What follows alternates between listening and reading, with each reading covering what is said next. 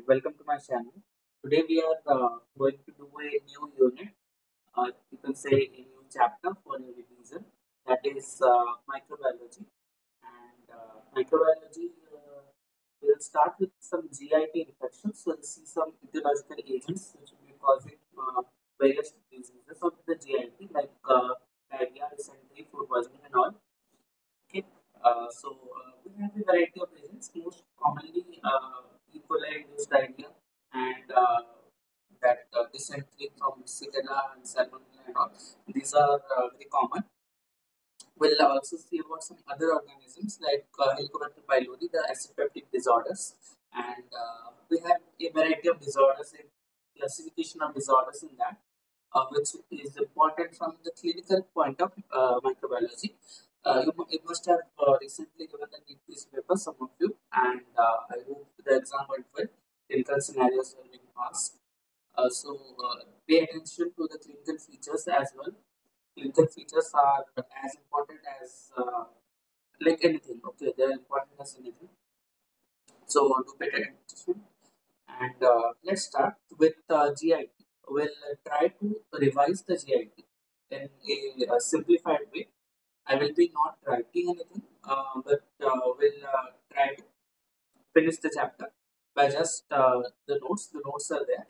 We'll see the important points from there and accumulate the chapter beautifully in a short span of time. Right. So that's the agenda, the plan for today. We'll say, and let's start. I hope the background is changed, right? So I'm taking the class from another room. Okay. So let's start with GIT. We'll obviously start with the dialogenic E. coli, but first we'll see some of the basic definitions which are important from the GIT point of view. Right. These terms you will encounter in the chapters which will be coming after that. Right. So we'll start with the normal bacterial flora. The normal bacterial flora, you must have known, we have a GIT microbiota, right? We have microbiota in the body. We have a system of microbes, a colony of microbes in the body, which are gut commensals, right? Gut commensals. Gut commensals means they are helping us. Okay, they're helping us. So in Streptococci group, don't say Streptococcus aureus is the gut commensal. Streptococcus aureus is pathogenic. Viridian Streptococcus, right? This is your gut commensal, right? So in resident microbial flora, we have a categorization of upper GIT and lower GIT. So in upper GIT, we have Streptococci in oral cavity, that is Viridian Streptococci. Take another highlighter. Yeah, Viridian Streptococci. So this is there in the oral mouth, okay, oral mucosa, and lactobacillus in the stomach. So you must have seen drugs having lactobacillus also, okay, Cerulac, Sporolac, okay, this end with lac, right? So these are the drugs which are helping the commensals to grow in our stomach. We are giving artificial supplementation, right? In lower GIT, we have a maximum number of commensals in the distal ileum part. The distal ileum has maximum number 10 to the power 11 to 10 to the power 12 gram. Right?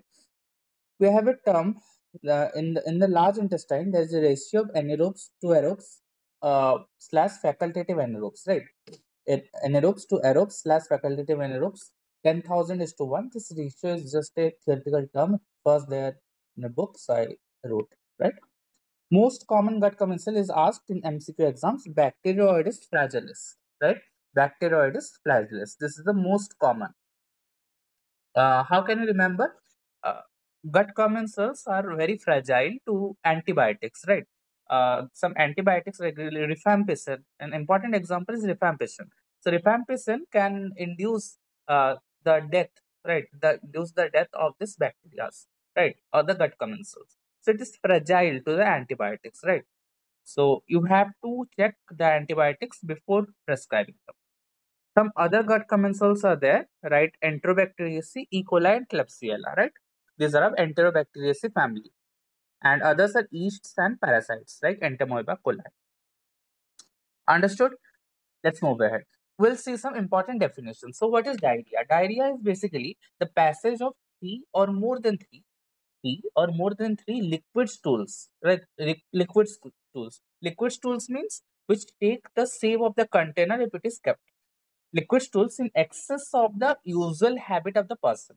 Usual habit means if a person is having a stool habit of 2 stools per day, right? So 5 stools that day or five more than 5 stools that day will be called as diarrhea, right? And most of the diarrhea doesn't require treatment, just basic electrolyte replacement is done, right? So most commonly the treatment of diarrhea we'll see in chapters that electrolyte replacement is the mainstay of treatment, right? Passage of more than 3 liquid stools per day in excess than the usual habit of the individual. If you're making notes, do note the important points down which I am highlighting, right? Infective causes are bacteria, virus, parasites, and fungi. Dysentery is if there is a presence of blood or mucus in stool. Okay, blood or mucus in stool along with diarrhea, then it is called as dysentery, right? Plus some fever, abdominal pain, and tenesmus may occur. Okay. Next comes gastroenteritis, which is called as infectious diarrhea. Gastroenteritis is infectious diarrhea. That is, there will be an inflammation associated with that diarrhea. Right? If diarrhea is just normal, it is normal diarrhea, but if it is associated with infection, it is called as gastroenteritis. Right? Inflammation of mucous membrane of stomach and intestine, leading to diarrhea, vomiting, and pain abdomen. With or without blood or mucus. With or without blood or mucus, fever, face. Okay. So the most important point here is it is associated with inflammation. Understood? Next comes food poisoning, illness due to ingestion of contaminated food and drinks. Right? You must have heard about botulinum, that Clostridium botulinum, right? Which is producing botulinum. Okay. Important topic starts from here. Diarrheogenic E. coli. Diarrheogenic means inducing the production of diarrhea in the human beings. Not same as gut commensal E. coli. 6 types are there. 6 types. Important. So we have first type, enteropathogenic E. coli or abbreviated as EPEC. Okay, EPEC. Enteropathogenic or enteroadherent. Enteroadherent. Okay. Either it is adherent to the enteric wall or that enterum, right? Or it is pathogenic, causing the pathogen, any pathogenesis in the enterum. Enterum means your gut, right? So enteropathogenic, P for pediatric, P for pediatric. So it is the most important cause of infantile diarrhea. So it is an important cause of infantile diarrhea, but it may cause diarrhea in adults also, right? But yeah, sorry, most common cause is rotavirus. There are various viruses also which are causing diarrhea. Most commonly, which infants have diarrhea, we have rotavirus. Rotavirus is a member. This rotavirus is a member of Calciviridae family. Okay, Calciviridae family.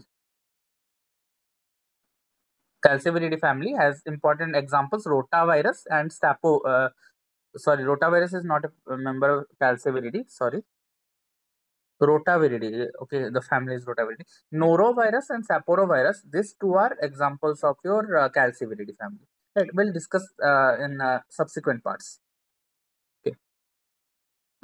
So here you can see a cartoon, enteroadherent E. coli. Enteroadherent E. coli means it is just sticking to that baby. Okay, enteroadherent. Here, the characteristic history they will give in questions is a cup-shaped ulcer of flat cup-like ulcers. Okay, cup-like ulcers. So, what is the mechanism here? Just see the enterocytes. These are the enterocytes. Just I have a cartoon here. Look at this. Let's say this is your enterocyte, and you can see this is breast border. Right? You can see this breast border. Okay, breast border. So here, this is a breast border enterocyte, and let's assume you have an E. coli here. E. coli is gram negative. Okay, E. coli. This is the E. coli, right? So it will first attach to the enterocyte. It will first attach to the enterocyte, and it will make the surface, this breast border surface, flat. Just make the breast border surface flat. Why is there is breast bordering? There is breast bordering because the surface area has to be increased, right? So there will be decrease in surface area, right? Decrease in surface area. This causes effacement of the microvilli. Effacement means there is a depression or flattening, you can say. Okay, and this will cause infantile diarrhea. Understood? there will be malabsorption. If there is malabsorption, there will be diarrhea, right? And this is due to Lee gene. This effacement part is encoded by Lee gene, LEE. Okay, so that is the attachment, and this associated plasmid attachment lead to cup-like projections called as pedestals. Okay, these are called as pedestals. This cup-like projections are there, means if this is the normal villi, the normal breast border, it will become like this because it has become flattened, right? Effacement has occurred, and this appears like cup-like. So these are called as pedestals. Understood? Pedestals. Done. Okay. And this lesions, this pedestal formation is called as AE lesions. AE lesions means your attachment, effacement lesion means there is an attachment, there is the effacement, and the lesion is produced. This lesion is called as pedestals, and this is encoded by lesion. Lesion means locus for enterocyte effacement. Locus for enterocyte effacement gene, right? Okay. So decreased surface area means there is malabsorption, and increased secretion, and there is watery diarrhea. Understood?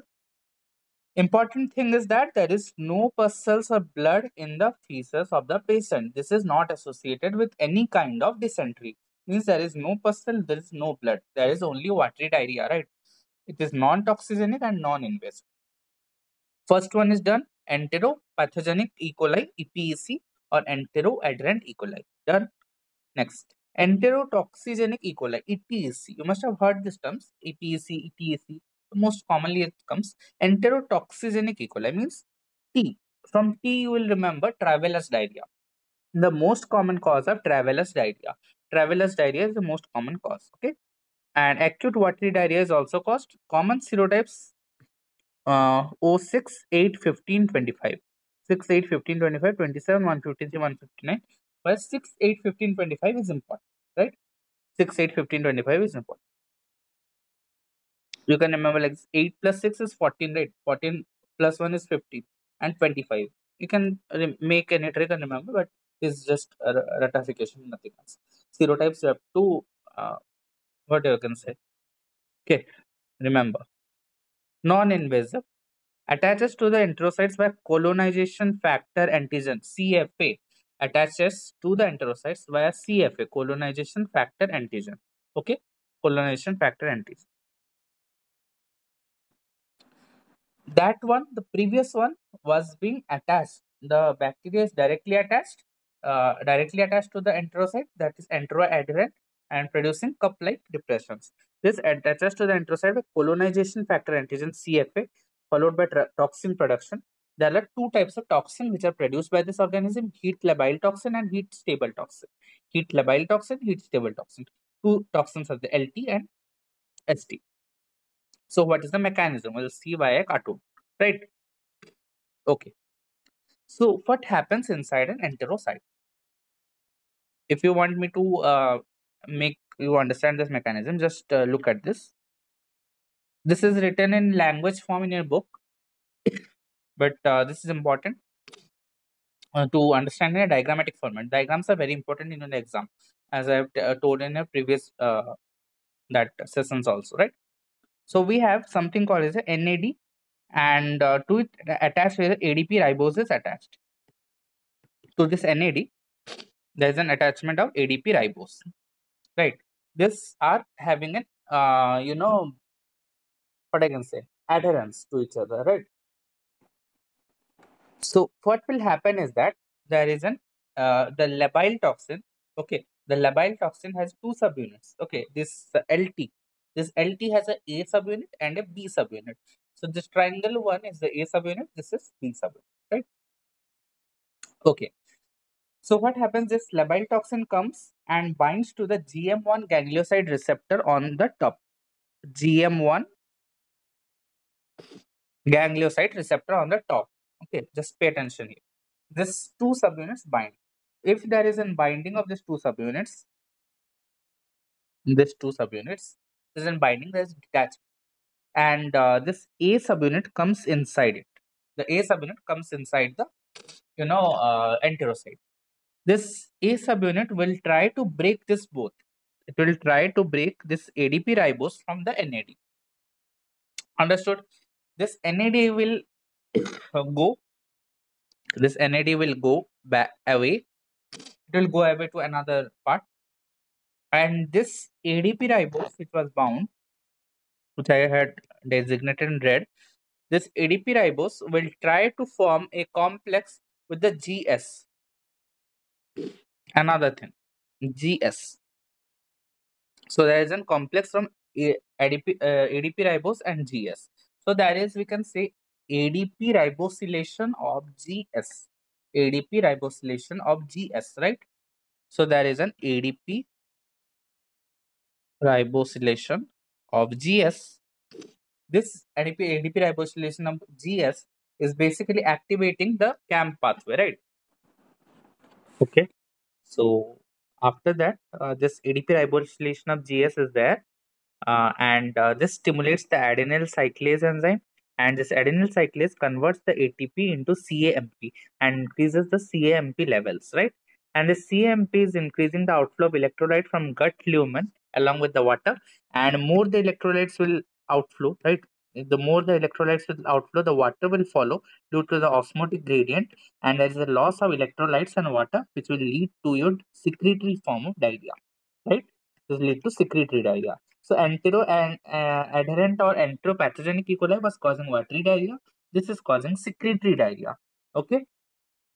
And there is no damage to the gut cells, right? There is no damage. You can see here the mechanism is going on. This is the whole mechanism. There is the binding of LT, that is labile toxin. Okay, heat labile toxin. And this heat labile toxin is bound on GM1 ganglioside receptor. This this comes inside the A subunit. The A subunit will make the ADP ribose and NAD dissociate, and this NAD will go far, and this ADP ribose will bind to the GS. This will cause ADP ribosylation. It will stimulate the CAMP, that is CAMP pathway. There is production of CAMP means there is a stimulation of adenyl cyclase. Okay, this adenyl cyclase will convert the ATP to CAMP, right? So don't get confused. The CAMP, if there is an increase, there is an increased flow of electrolytes and increased flow of water. Okay, and there is a form of secretory diarrhea, right? So this is the whole mechanism. My video is stopped because the camera is not working properly and it's not charged even. No problem, we'll continue like this. No, there's no issue in that, right? So LT of ETEC mechanism of action is similar to the cholera toxin, that is choleragen produced by Vibrio cholerae. We'll see the mechanism cholera toxin even, but cholera toxin is 100 to 10,000 times more potent than LT of ETEC, right? Then comes stable toxin. Stable toxin is again of two type, which is plasmid encoded, but remember that this labile toxin is not plasmid encoded. Okay, this is not plasmid encoded. Did I tell you before? Okay, all right. Then this stable toxin. So we have two types of toxin, LT-ST. So LT and ST. ST is of two types. We have ST1 and ST2, right? So mechanism of action of ST2 is not there, but ST1 has a mechanism, that is, it binds to the guanylyl cyclase, which will increase the CGMP level. CGMP level.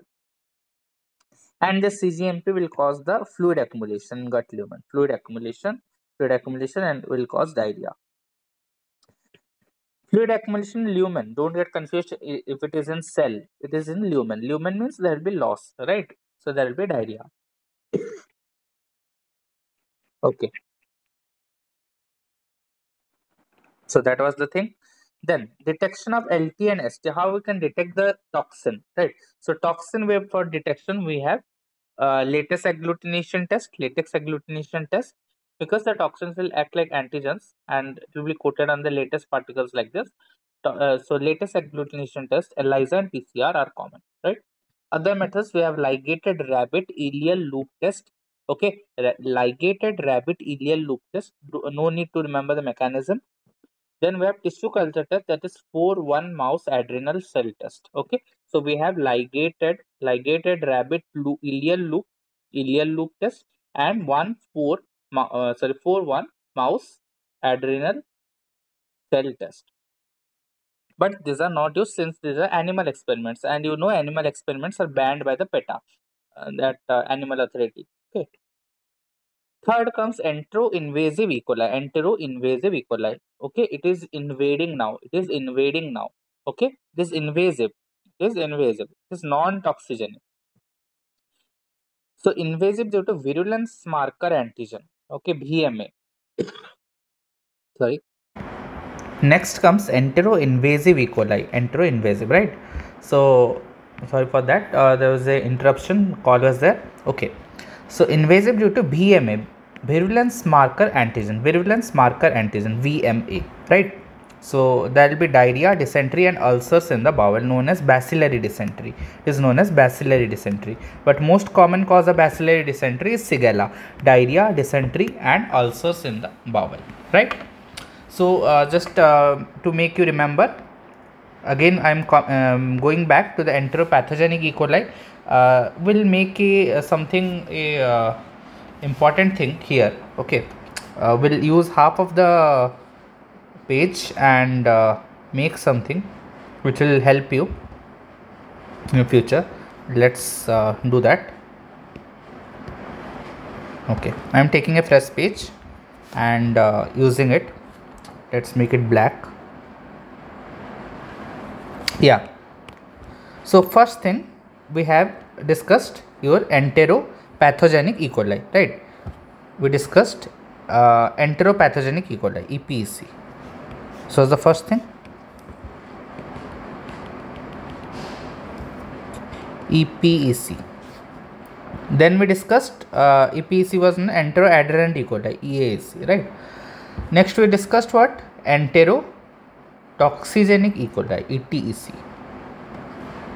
Next we are discussing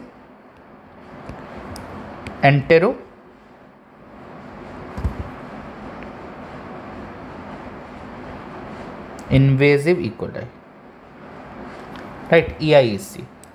So we saw that in the enteropathogenic E. coli, we'll make it revise it then. Okay, no need to worry. So in enteropathogenic E. coli was the important cause of infantile diarrhea.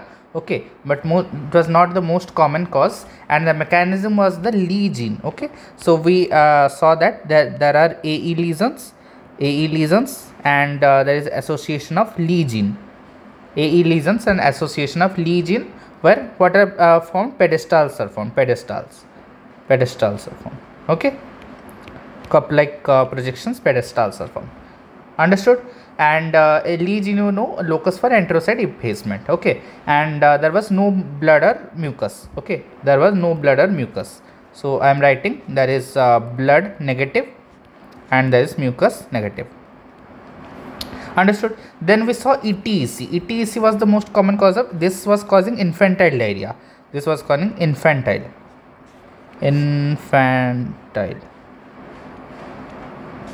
diarrhea. Okay, ETEC was causing traveler's diarrhea, right?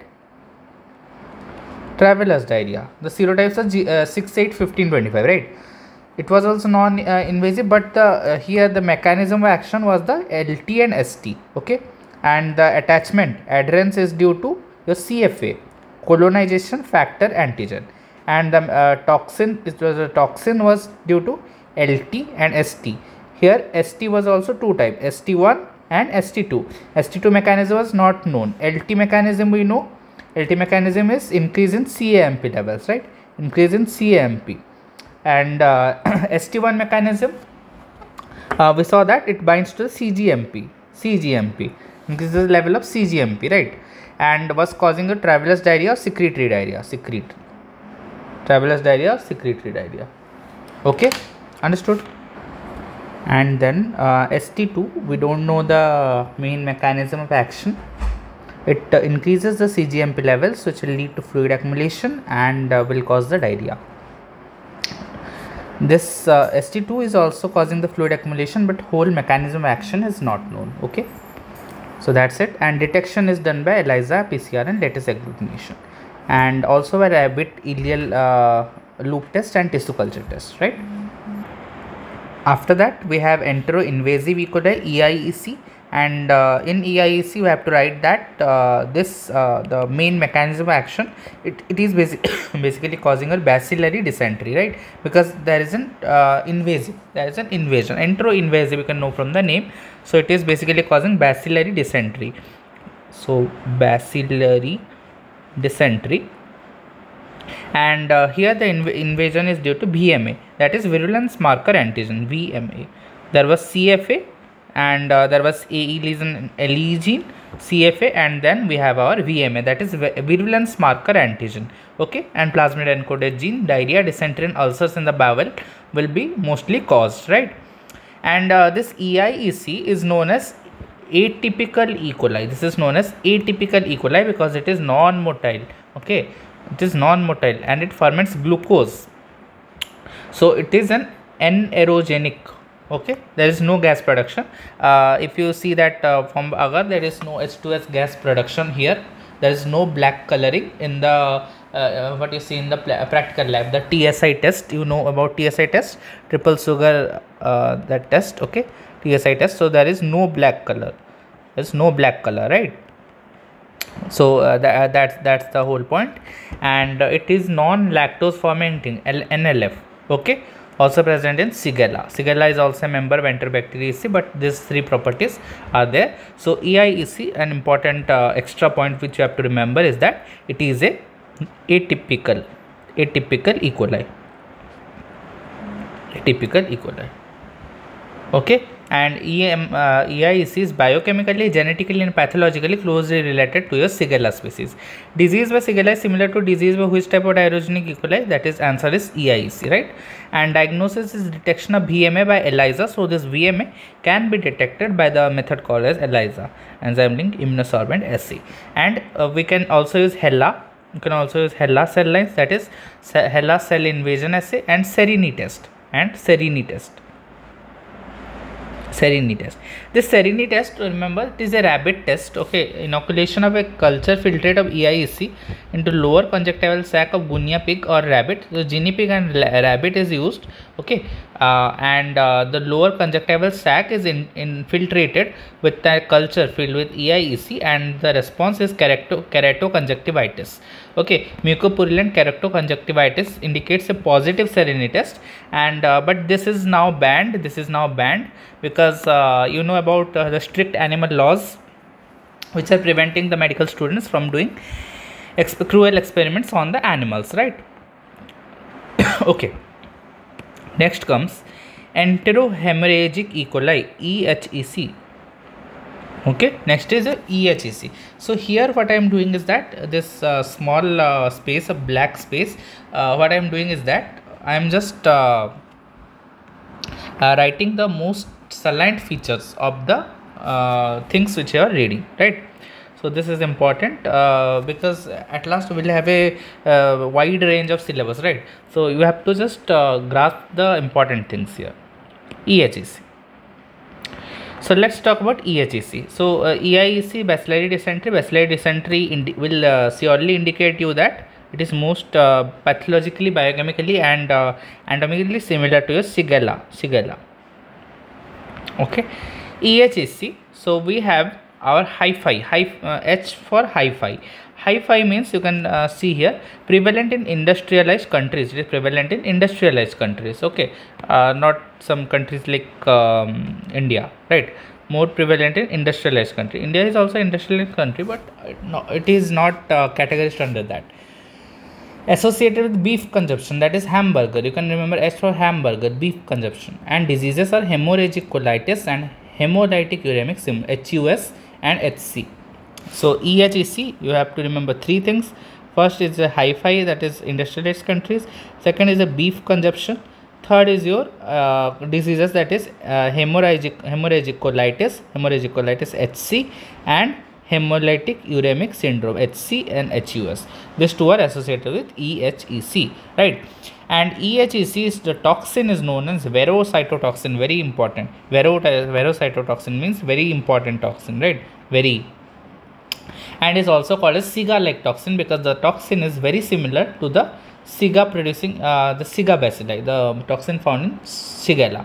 Okay, so verocytotoxin or EHEC is also known as VTEC. VTEC means verocytotoxin producing E. coli. So this EHEC you can give a slash and write VTEC, or it is known as STEC, that is cigatoxin producing E. coli, right?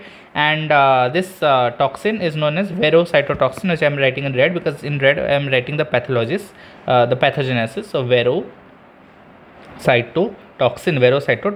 Okay, this is the thing. And mechanism of action is same like cigatoxin mechanism of action we haven't described, right?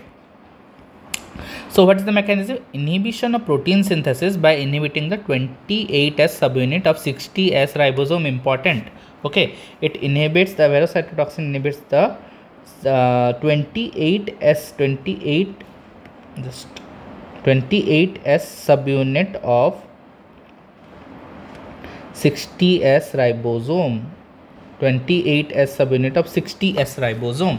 Okay, so this cigar-like toxin, okay, this verocytotoxin, you can say, have two subunits. We have an STX and STX1 and STX2. Okay, so this is STX1 is identical to the cigatoxin produced by Shigella dysentery, that is Shiga bacillus. Okay, and it is catalase negative. This Shiga bacillus is catalase negative, just remember. And this STX2 is more commonly associated with HUS, right? Okay, so we have two types of toxin, STX1 and STX2. Just remember like this. So hemorrhagic colitis means there is no fever associated. Important, there will be given a history, and you will be asked. So you have a bloody diarrhea, abdominal pain, and fecal leukocytosis. Okay, bloody diarrhea, abdominal pain, and fecal leukocytosis. Okay, so these are the main things which you have to remember. So we have our hemorrhagic colitis. Here in HC we had written, right? HC. So in HC we have bloody diarrhea plus abdominal pain plus fecal leukocytosis. Okay, remember this. Okay, understood? Okay, and this hemolytic uremic syndrome has a classical triad of microangiopathic hemolytic anemia, MHA, microangiopathic hemolytic anemia, MAHA or MHA, it is abbreviated like that, thrombocytopenia and renal failure. Microangiopathic hemolytic anemia, renal failure, and thrombocytopenia is the classical triad of hemolytic uremic syndrome. And remember that antibiotics are not given in hemolytic uremic syndrome. It will lead to increased toxin production. Okay, that's why it is more common in kids. Okay, and most common serotype of EHEC is 01H7H7. Okay, so this common subtype will write here, okay, in this color. The most common subtype is 01H7. Understood? Done? And about hemolytic uremic syndrome, we have a classical triad. We have classical triad of three things. The three things are your microangiopathic hemolytic anemia. I am writing MAHA, microangiopathic hemolytic anemia. Then we had renal failure, and then we had thrombocytopenia.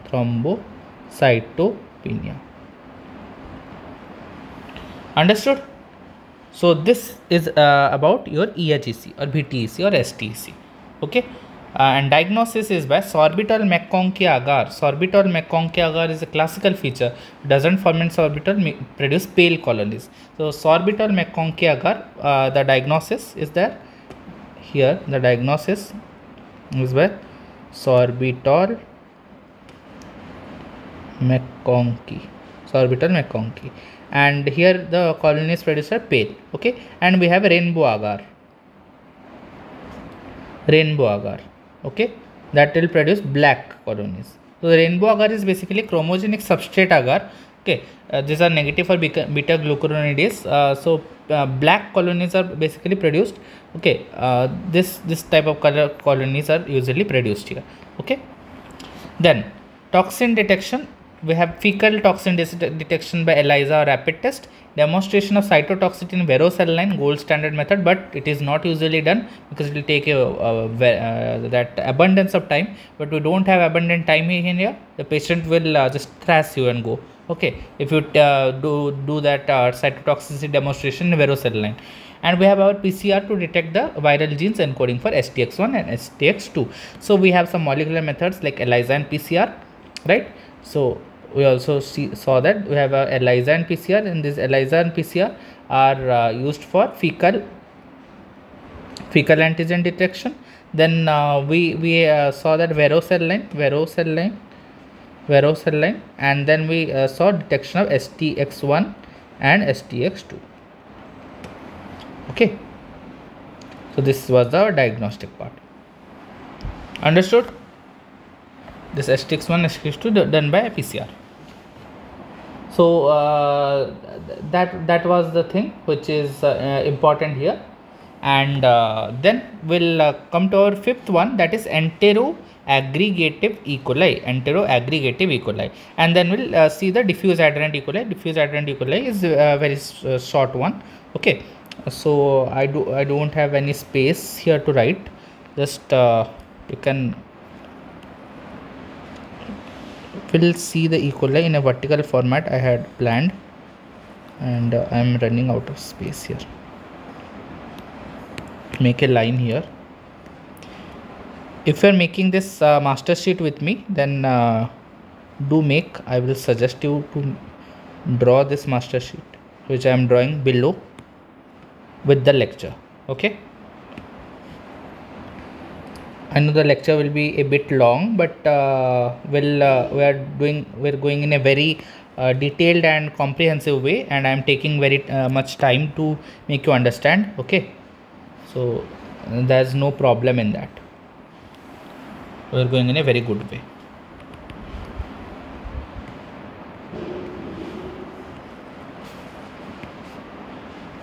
Sorry, what happened? Yeah. And for the camera thing, I will try to fix the camera from the next session. Okay, and we'll do with the camera on, because if I sit in front of you, then you will feel a bit more attentive here, I believe. Okay, so don't write entero-aggregative E. coli as EAEC, because EAEC is actually entero-adherent E. coli, that is enteropathogenic E. coli. So we have EAGEC. This is your aggregative E. coli. This attaches or adheres to Hep2 cell line by stacked brick appearance. So this statement is very important. If you write the statement, then marks is there, and if you don't write, then no marks. Okay, attaches to the Hep2 cell line via, and the appearance is called as stacked brick appearance. Okay, it is like this, stacked upon each other. Okay, and attached to the gut cells by a aggregative adhesion fimbriae 1. So gene associated with AGGR gene, and this gene will make it attachment. It is important for its attachment, right? Toxin, it is toxigenic. Okay, so the toxin produced here is EAST1 toxin, EAST1 toxin, that is enteroaggregative stable toxin 1. Okay, this is the toxin produced. It is causing acute and chronic diarrhea. So the fourth important point that you have to remember about EAGEC, that is, just take it a bit up, because we'll write something else here. Okay, if it is very small, don't worry, because I can't have okay, we'll change the format. Just bear with me for a few minutes. After this topic, I will change this format, don't worry. So EAGAC, and it is causing chronic and acute diarrhea. Understood? Acute and chronic diarrhea. Okay. So after that we have our diffusely adherent E. coli or DAEC. So just write below it. I don't have space here. Okay, you can write here also. No problem in that. Okay. Here also. So we have diffusely adherent E. coli. Diffusely adherent E. coli DAEC. It is also attaching to the hepatocellular line in a diffuse pattern. Important. Diffuse pattern. Okay. The following, the previous one was stacked brick appearance. Make a star here. Stacked brick appearance. The word is very important. And here it is also attaching to the hepatocellular line. It is also attaching to the hepatocellular line, and in a diffuse pattern. Diffuse pattern. And the it is causing a diarrhea. It is causing a diarrhea in 2 to 5 years. Just it. Okay. It is causing diarrhea in 2 to 5 years of age people. It is causing diarrhea in 2 to 5 years of age. Diarrhea and flu. Okay. And here we write the treatment that I had explained before about that fluid and electrolyte replacement is done. Fluid and electrolyte replacement is the mainstay of treatment. So here I complete our E. coli topic. E. coli topic is very important, so I took more time in discussing the E. coli, and after that we'll take less time in discussing the other things. This E. coli part is important. This the points written over here are very short, but these are important points which you have to remember, because these points will be asked in your exam, and if you miss these points then it's a problem for you. Okay. So after that we'll start about our another topic after diarrheogenic E. coli. After diarrheogenic E. coli, let's start with the Vibrio. Okay. So Vibrio is our next topic, and before that I will change the format of this PDF, and we'll try to annotate in the different manner here, so that you can be easily visible and visibly seen. Okay. So let's start with the Vibrio cholerae. Okay, Vibrio cholerae causes an important disease, that is cholera, acute diarrheal disease, which is also called as cholera, right? So cholera, from C you can remember here, curved. Okay, it is curved and it is in red. Okay, so gram negative curved rod, gram negative curved rod. Okay, it is a rod. Remember, it is a rod, and gram negative curved rod. Motility is darting or shooting star motility. This point I hope is, just a minute. Okay, so this point maybe we all know that it is showing a darting or shooting star motility. So in Vibrio, first point we'll write that it is a gram negative curved rod. This part is important. Okay, so it is a gram negative curved rod. This point is first important thing. Okay, and the arrangement is like this. So it is a non-fastidious organism. It is a non-fastidious organism and a facultative anaerobe. Non-fastidious organism and a facultative anaerobe. And in the biochemical reactions, you have to remember COP organism. COP organism means catalase positive, oxidase positive, and okay, that much. Sorry. Okay, COP positive. Okay, P for positive, right? So it is a COP organism. Understood? Then it is a non-sporing, non-capsulated, non-halophilic. Non-sporing, non-capsulated, non-halophilic, non-fastidious. Okay, so in non we have many synonyms, right? Non-fastidious, non-sporing, non-capsulated, and non-halophilic. Non-halophilic can grow without salt, but 1% salt is optimum for their growth. Positive cholera red reaction is there. Cholera red, one test tube. So we have indole test positive and nitrate reduction test positive. If in the same test tube indole and nitrate reduction is positive, then we call it as cholera red reaction. Okay, so in this you can just add here, because these are a biochemical reactions type. Okay, so here you can just note that all you have to do positive. Yeah, so we have our indole positive also and the nitrate reduction positive. nitrate reduction positive, right? So Vibrio cholerae, we have serotypes based on O1, okay, and O139. This O1 is divided into two biotypes, okay, two biotypes, not serotypes. Serotypes are two, O1 and O139, and biotypes are classical and LTOR type, classical and LTOR type. So classical and LTOR type have different type of reactions, have different classification categories. So we have to remember this. Then we'll continue about other things and what the disorder it is basically causing, and then we'll come to the lab diagnosis part and biochemical reactions. We'll talk about them again, and then we'll finish the Vibrio, right? So let's talk about our serotypes. So serotypes is basically the classification is O1 and O139, and O1 has all 7 pandemics, all pandemics of cholera are caused by this O1 serotype, and 2 biotypes, classical and LTOR, where as the classical biotype causes 6 pandemics and LTOR has caused 1 pandemic till date. So after classifying, let's see the differences between the classical and LTOR biotypes of the cholera toxin. So in classification till now we have seen 2 serotypes, O1 and O139, and this O1 is again classified into classical type and LTOR type.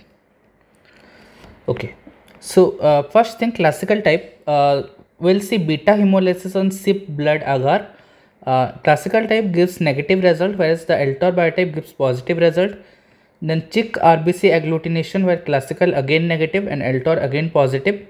BP reaction, then again negative and positive. So you can just observe that all these tests are commonly causing negative result for the classical biotype, negative, and LTOR type is giving positive result. CAMP test negative and positive. Susceptibility to polymyxin B antibiotic. So the classical type, as it is in a negative fashion, so you can remember like this, that it is susceptible, and group 4 phase susceptibility, that is bacteriophage group 4 susceptibility, again it is susceptible, but the LTOR type is resistant. So up to this we can remember that all the negativity is occurring in the classical biotype and positivity is seen in the LTOR biotype. So if we try to concise this fact, then we can say that this all parts like beta hemolysis, CHIC RBC, agglutination, BP reaction, and CAMP test, these are negative for classical and positive for LTOR. With this you can include susceptibility to polymyxin B. Again it is included in that category. Group 4 susceptibility, again susceptible and resistant. This is not much important, as group 5 susceptibility is also there, but you can remember like this, that group 4 and group 5 susceptibilities have been altered. Here the classical type is susceptible, but if we talk about group 5, the resistant, it is resistant to the LTOR phase susceptibility, because it is the LTOR phase. So LTOR will be susceptible to this part, but classical won't be susceptible here. And cholera toxin gene CTX1 is produced in the classical type and CTX2 is produced in the LTOR type. So in susceptibility, you can remember to group 5, group 4 phage, group 4 phage, it is classical susceptible,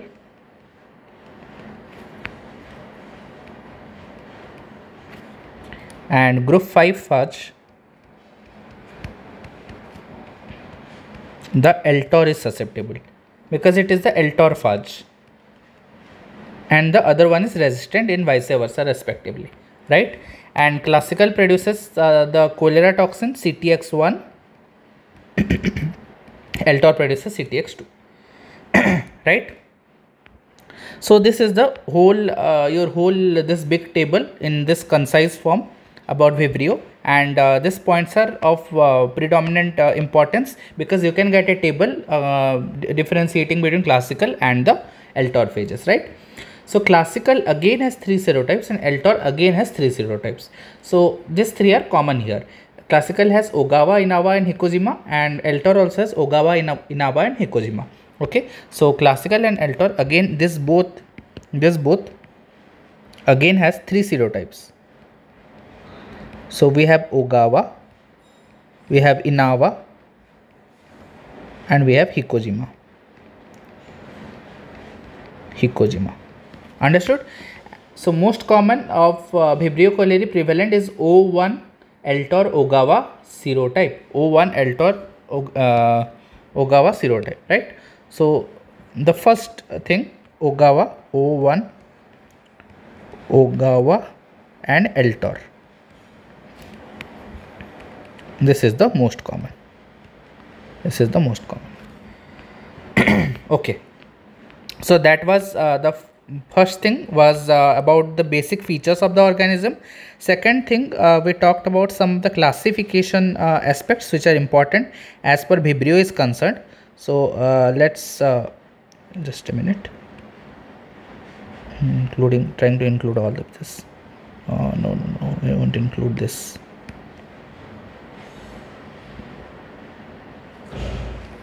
The things which I am writing, you can just note them for your benefit only.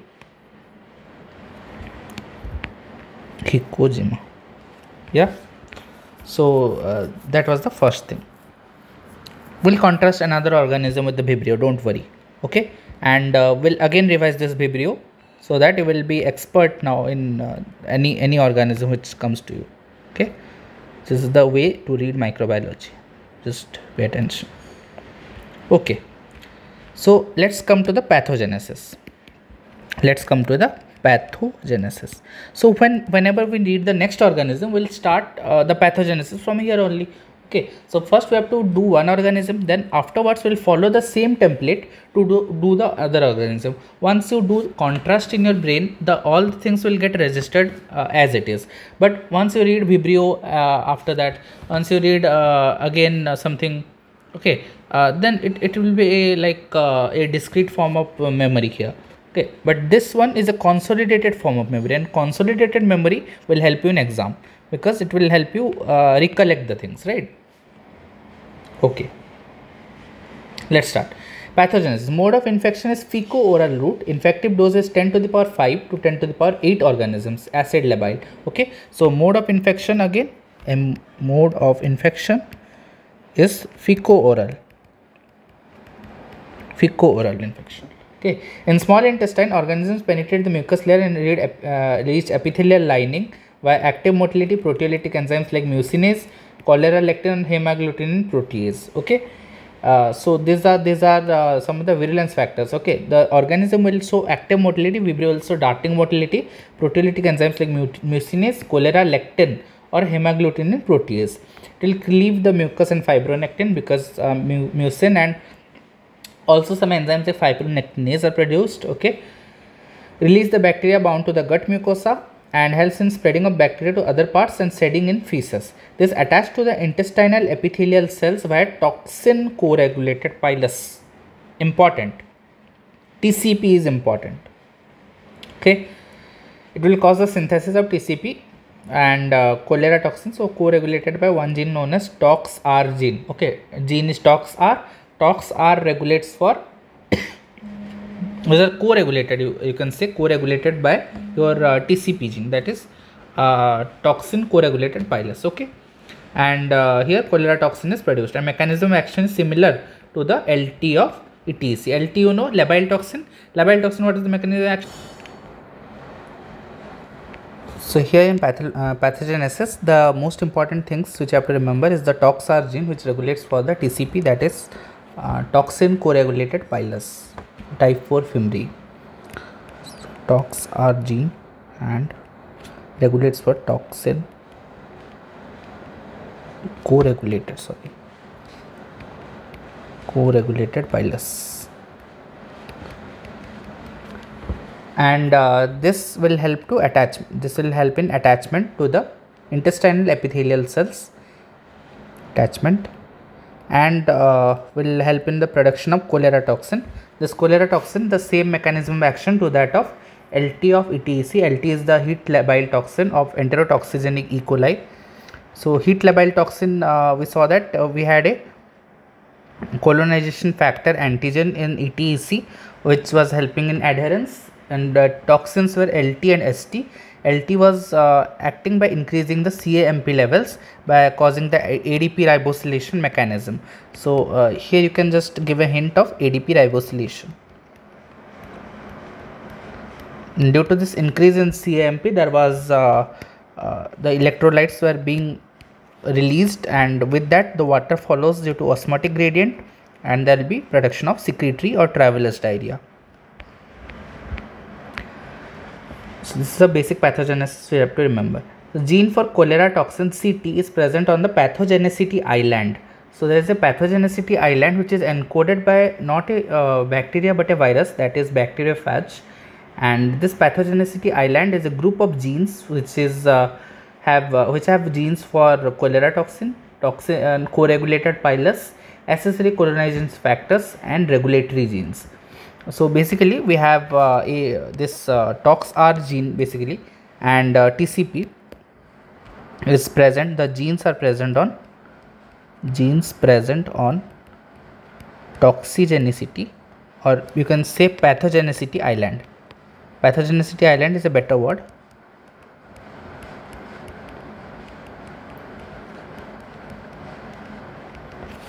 And this pathogenicity island has genes for CT, genes for TCP, genes for accessory colonization factors, and genes for regulation, that is regulator genes. This is a group of island. And talking about virulency factors, so accessory cholera enterotoxin is useful for phage packaging and secretion. So accessory cholera enterotoxin, ACE. Zona occludens toxin is, zona occludens is a gap, is a type of tight junction present between intracellular membranes, and disruption of intracellular membranes between the mucosal cells so as to cause the shedding of the mucosal cells is due to the zona occludens toxin. Siderophore is causing iron acquisition. Some accessory colonization factors are also there, and varocell toxin. It is not the verocytotoxin. The varocell toxin is also produced by this Vibrio. You can remember V and V, which we discussed, that is similar to the cigatoxin, but it is not exactly the verocytotoxin. You can see from here that the verocytotoxin was was being produced by this enterohemorrhagic E. coli, or your verocytotoxin producing E. coli, this one. So here in pathogenesis we can discuss this much things, and in the virulency factors, let's make another part and discuss our virulency factors. So in virulency factors we got accessory cholera enterotoxin, zona occludens toxin, we have siderophore, we have accessory colonization factor, and varocell toxin.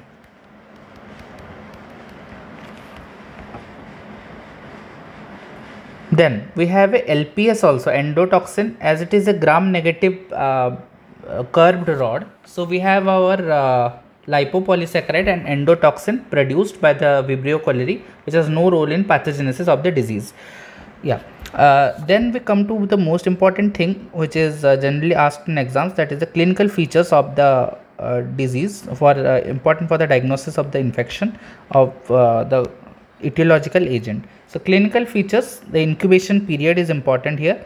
Incubation period of many disorders are there, so I am making the contrast table so as to it becomes easy to remember. Incubation period is 1 to 2 days of this cholera, 1 to 2 days. We'll write the incubation period of other disorders as well, so I am leaving this table as it is. Then the clinical features we'll see is a watery diarrhea, and characteristic feature of watery diarrhea is the rice water stools. The rice water stools, the picture you can see. It is associated with vomiting, and fever may or may not be present, muscle cramps and other complications like renal failure. These are the basic clinical features. So we can first say asymptomatic infection is the most common thing, but in some 20 to 25% cases there is mild disease, and 5% is a severe cholera. Severe cholera is called cholera gravis. Gravis means a severe disorder like myasthenia gravis. So we have cholera gravis in 5% cases only caused by this Vibrio. So in clinical features, we can make another part of this where we can write clinical features, and this clinical features we will see. First thing is the rice water stool. Rice water stool is important, don't miss this word in the exam. And the diarrhea here is being called watery diarrhea. Then we have fever may or may not be present, but vomiting is present. Vomiting plus minus fever and some muscle cramps and all. Complications is renal failure, no need to remember this. Okay, so you can write cramps. So 6 pandemics are caused by this classical biotype, and Eltor biotype has caused the 7th pandemic. So you can add here that this classical has caused 6 pandemics, and this Eltor has caused 1 pandemic. You can write this in the difference table of the classical and Eltor biotypes of the cholera toxin. Okay. Then this O139 serotype has some of the very important differences as compared to your Vibrio toxin. Differences in the sense is that it has some special properties which you have to remember, as O159 is a important causative agent, and caused outbreak in India also, Bengal strain, because it rapidly spread along the Bay of Bengal. So this O1 I haven't written, so we can make here a special point box where we'll write this. Just a minute.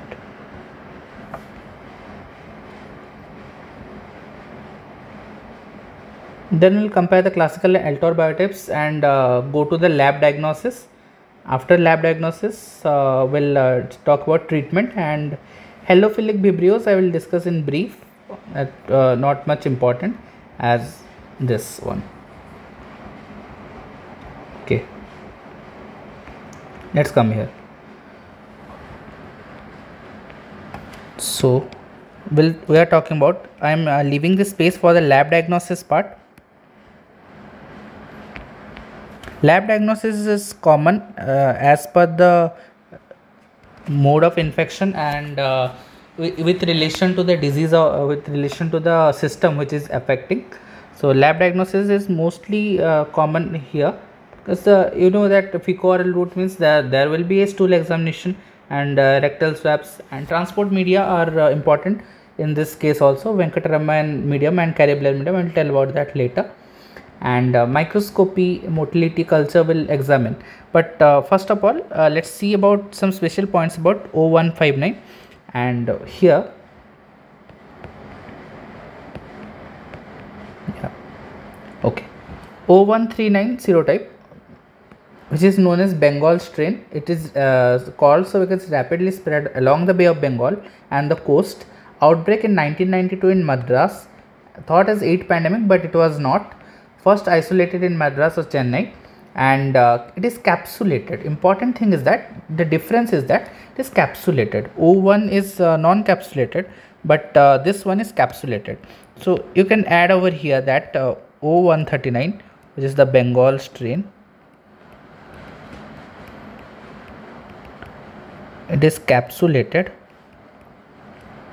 first isolated from Madras, or you know, and can invade the gut. It can invade the gut.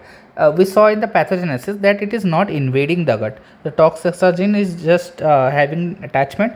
The TCP, the pilus is formed, and this pilus is causing attachment and production of CT. CT is cholera toxin. CT, the similarity of CT is with the LT. LT is a heat labile toxin, and the same mechanism of action goes on. But here in O139, serotype, the most important feature is that it can cause invasion. So here invasion is present. invasion is present. So invasion, if there is an invasion, there will be bacteremia. If there is invasion, then the bacteria will travel to the blood, and the presence of bacteria in blood is called as bacteremia. And extraintestinal manifestations. NICED is the National Institute of Cholera and Enteric Diseases, which is there in Kolkata, and here the National Reference Center of Cholera in India is there. So Vibrio cholerae has no animal reservoirs. Humans are the only reservoir. So source of infection is human case or carrier. Okay. Natural habitat is coastal seawater and brackish estuaries. So Vibrio cholerae is a halophilic organism. Okay. In few cases it is halophilic, but coastal seawater and other things are its natural habitat. We'll see about some halophilic vibrios as well, but here the majority of here as written in the book is non-halophilic cases. So halophilic vibrios are some of the small organisms like Vibrio alginophilicus and all. People with O blood group has increased risk and AB blood group has decreased risk of severe cholera. This is just an epidemiological fact. Classical and Altor biotypes. So classical will cause more severe disease and Altor will cause a milder disease. So classical, as I told you earlier, that we can have a trick that classical is negative. So it is negative in all aspects. Then more severe disease is caused in classical biotype. So here in classical, you can write disease severity also. Disease severity. So it is negative in classical, means that is more disease in classical. So if there is more disease, the carrier state obviously will be less common. But Altor biotype has a milder disease, so it will have a carrier state. Carrier state are the mode of infection also. So it is a reservoir also. Then the secondary attack rate. Secondary attack rate means that one infected person is infecting how many other persons with healthy persons. Okay. So infection, the SAR, secondary attack rate is more in your classical biotype because it is a more severe disease causing more virulent biotype, and it will have a less resistance. It will have less resistance. Of course, I told you that the polymyxin B is showing susceptibility to polymyxin B, but resistance is seen in case of group 5 phage, which is the Altor phage. Altor phage, more resistant is seen in Altor phase. Then Altor will cause milder disease, carrier state is more common, and SAR is less. SAR less means secondary attack rate is less. Like infected one infects 5 out of 6 persons are there, then it will infect 5 only. But here in Altor biotype, one person will infect 2 out of 6. Okay, so there is decreased SAR.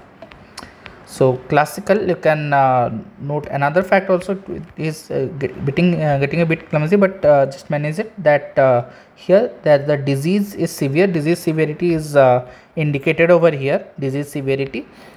Here you can write that SAR is more, and Altor biotype you can write that SAR is less. Then comes our important thing, that is lab diagnosis. Lab diagnosis are important in this case. Okay, so first thing in lab diagnosis, whenever you are discussing the lab diagnosis of any infection, first thing you have to write is the sample, the specimen or the sample. So fresh watery stool before antibiotics is the best specimen you can get here, and rectal swabs are also collected, but the best specimen is fresh watery stool. Fresh watery stool is the best specimen available to you. Transport media. So transport media, this 1 to 3 ml of feces are mixed in 10 to 20 ml of your transport media. So you can use here a variety of transport media. 2 transport medias are important here: VR media, that is Venkataraman Ramakrishnan media, and Kerry Blair media. Kerry Blair media is non-specific. It is a universal transport media. It is also used for Salmonella and Shigella type of organisms. And alkaline salt transport media and autoclaved seawater is also used. So in transport media you can write transport media. You can use VR media, you can use Kerry Blair, you can also use alkaline salt transport media and autoclaved seawater. Then we'll do direct microscopy. What will direct microscopy reveal? Of course, there will be a curved organism with gram-negative appearance, the reddish or pinkish appearance as you described it. The appearance was described as a fish in stream appearance. These words are important. So in direct microscopy, if you miss everything, it's okay. But the thing which you have to remember is the fish in stream appearance. Fish in stream appearance. This is an important word. Motility is darting or shooting star motility or swarming gnats motility. This we know. So you can write it's a characteristic feature of Vibrio. So everyone nearly out there knows that it is showing the darting motility. Darting motility. Culture is non-fastidious organism, facultative anaerobe. So what will you use? You will use a enrichment media. So enrichment media means kill the commensals in the feces. First, you have to kill the commensals in the feces because it will cause a confusion in identifying the Vibrio from other commensals present in the gut.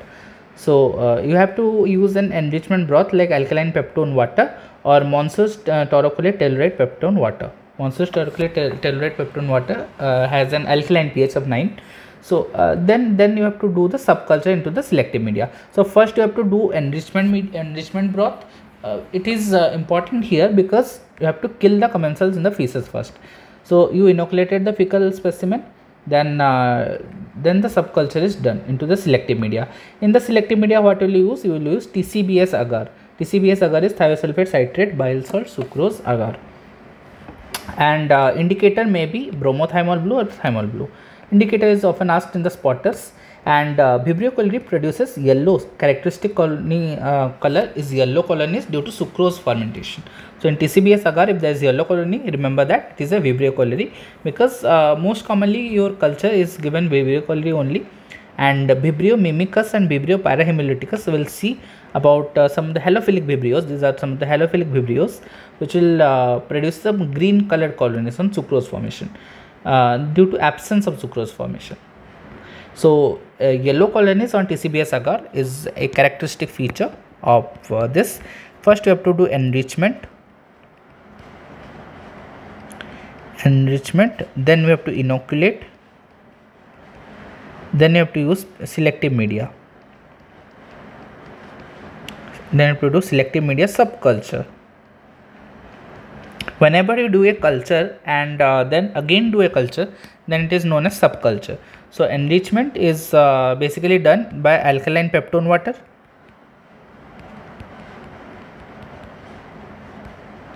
Alkaline peptone water, right? This one. And Monceau's torricolate telluride peptone water. Monceau's telluride. I am writing this much only. These are the enrichment part. There's an enrichment part. And selective media, I told that we have to use which agar? We have to use TCBS agar. TCBS agar. And this TCBS agar, what colonies will be produced? Green colonies. In green background we'll have yellow colonies. So I'm writing this in yellow only.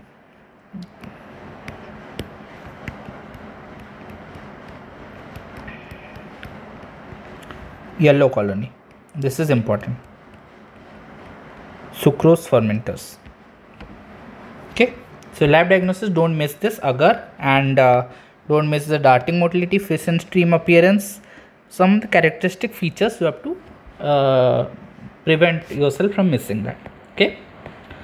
Then also we can use in the absence of TCBS agar, if there is an absence, but most commonly TCBS agar is present in various microbiological labs. But Monceau's gelatin torricolate trypticase telluride agar, okay, this is also used, GTTTA. Okay, in this Vibrio cholerae will be 1 to 2 mm sized, translucent colonies with grey black center and a turbid halo.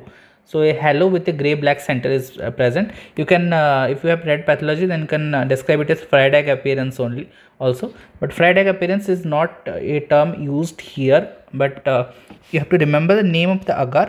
If this TCBS agar is not present in the, or alternative, you can write alternative, you can use Monceau's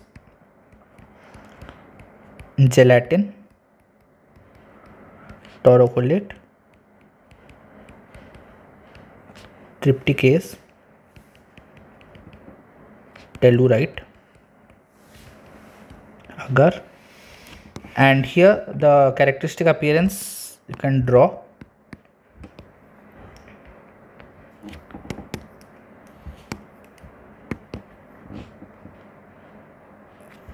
Translucent colonies, basically let's say this is the colony. So in the center you will have a gray black center. Gray black center is there and a halo is there. This is the halo. This is the halo. Okay. Also you can use McConkey agar. McConkey agar is commonly used. You can use McConkey agar, which is a low selective medium. McConkey agar is a non-specific medium, not specific for this organism. Also it can grow Shigella and Salmonella. But Vibrio cholerae is a non-lactose fermenting, we know. And non-lactose fermenting organism means there will be translucent colonies. There will be translucent colonies.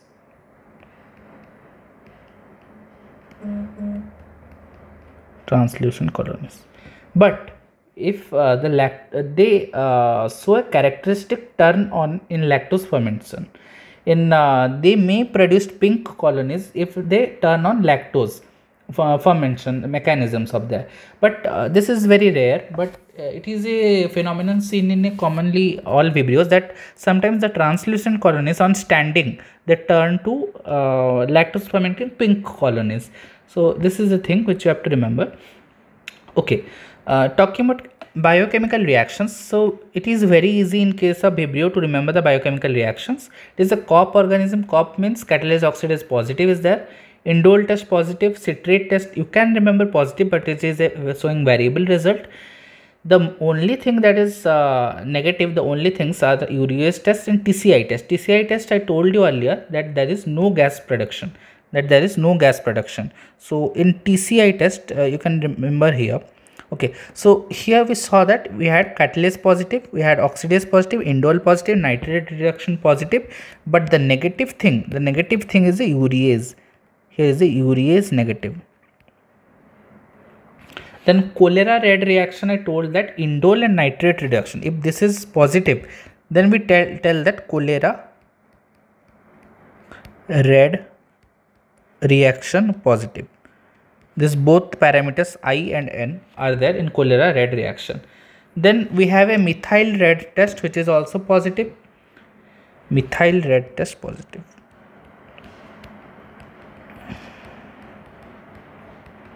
Methyl red test positive. Okay. Yeah. That is the thing. Then we have something called as BP test, von Presner reaction.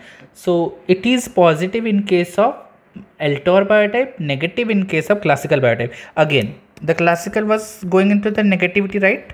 So classical biotype will have negative BP reaction and this Altor biotype will have positive BP reaction. Altor biotype will have positive BP reaction. Okay, you have to remember this also. Okay, so this much things you have to remember. Then string test is there, a characteristic string test is there, that is a colony of Vibrio cholerae is treated with a drop of 0.5% sodium deoxycholate. Treated with 0.5% sodium deoxycholate, the suspension will lose turbidity and become mucoid. Okay, if you lift this colony with a loop, with a glass rod or a loop or a stick, a string is formed, a mucinous string is formed, which is basically the DNA of the organism. If you have isolated DNA in the previous classes, then we can see that the DNA can be isolated by this precipitation reaction. So basically a localized precipitation reaction is being occurring here, due to which the string test is positive and the string is being formed, which will characteristically indicate the presence of the Vibrio cholerae in the culture.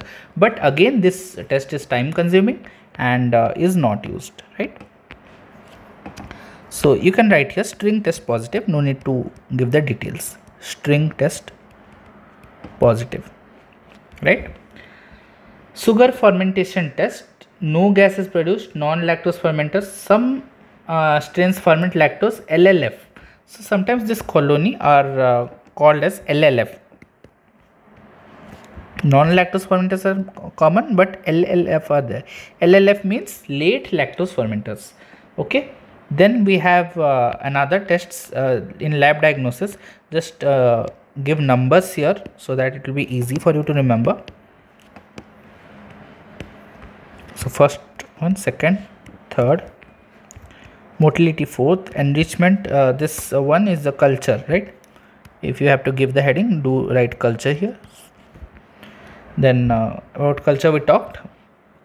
Sixth one is your culture smear.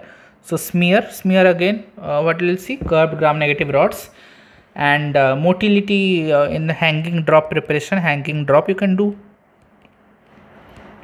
Hanging drop you can do. You can do biotyping.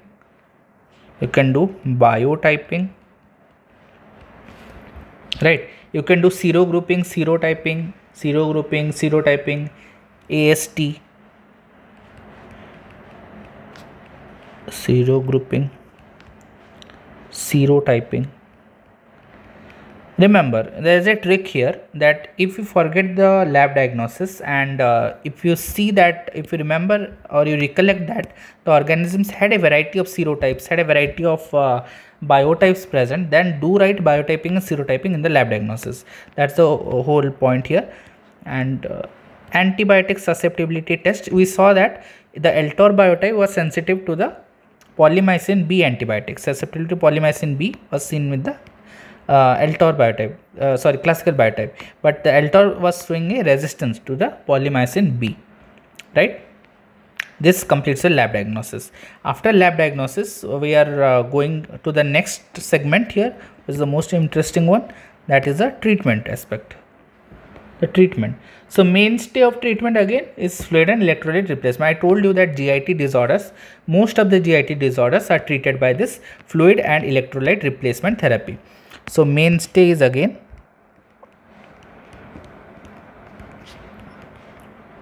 fluid and electrolyte replacement. Mild to moderate cases are treated by ORS. Severe cases you give IV fluid replacement. Antibiotics have a nil role.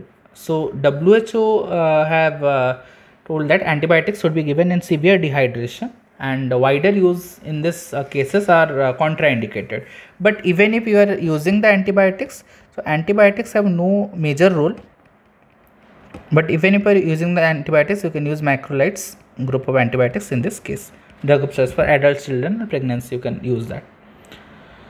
So that completes our Vibrios, and then we have some halophilic Vibrios which are in your special points. You can mention this halophilic Vibrios, the special points. Vibrio is a big organism, I can understand, and halophilic Vibrios means salt loving Vibrios. It can withstand or tolerate increased salt concentration, that is 6%. If a Vibrio is tolerating more than 6% of salt concentration, then it is a halophilic Vibrio. And three species are important: Parahemolyticus, Vulnificus and Alginolyticus. I talked about Alginolyticus earlier in some aspect, and Parahemolyticus and Vulnificus are also important. So first thing is the Vibrio Parahemolyticus. First reported from Japan, and India first case was reported in Kolkata. You can exclude this epidemiological aspects until there is a clinical relevance. The important thing you have to understand is the parahemolyticus. So heme word is being present over here, so it will cause a disease which will be associated with inflammation, and gastroenteritis is important. So it causes gastroenteritis after intake of raw uncooked seafood, especially oysters. So if I make a column, the most characteristic points you have to mention over here, and the most characteristic point here is the consumption of oysters. So oyster consumption is associated with infection by Vibrio parahemolyticus. So I'm giving this column will be used for special points if there are present special points. Okay. So first thing is the Vibrio non-halophilic Vibrios. Sorry, halophilic Vibrios.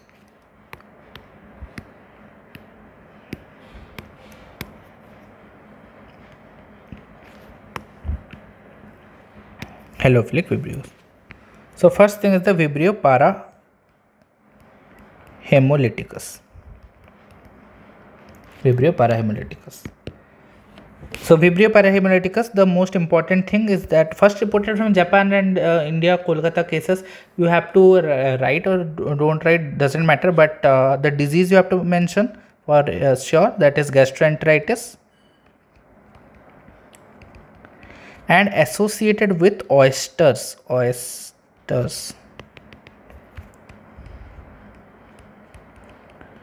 These things which I am telling, this oyster word, don't miss this because examiners tend to look for this.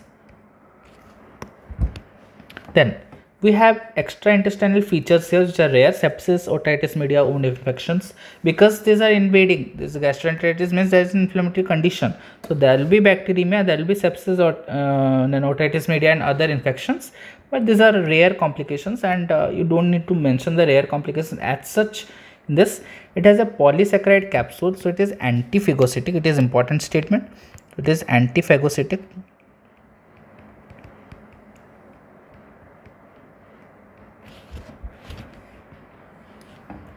Then again another exception is that it is urease positive. Few strains, but an exception for urease negative Vibrio cholerae is that it is urease positive here, and here it has two type 3 secretion systems in the cell wall. There is a type 3 secretion system in the cell wall, due to which they directly inject toxin into the host cell. So if this is a host cell, this is a host, then it will use some protein tubes. It will use some protein tubes like this, and this protein tubes are basically it is a toxin. It is injecting the toxin directly. These protein tubes are called as type 3 secretion system. Type 3 secretion system, which is directly injecting the toxic bacterial proteins into the host cell. Okay. Then important thing again is your Kanagawa phenomenon. Because it is isolated from Japan, so we have to understand that we'll be exposed to some Japanese words, that is Kanagawa phenomenon.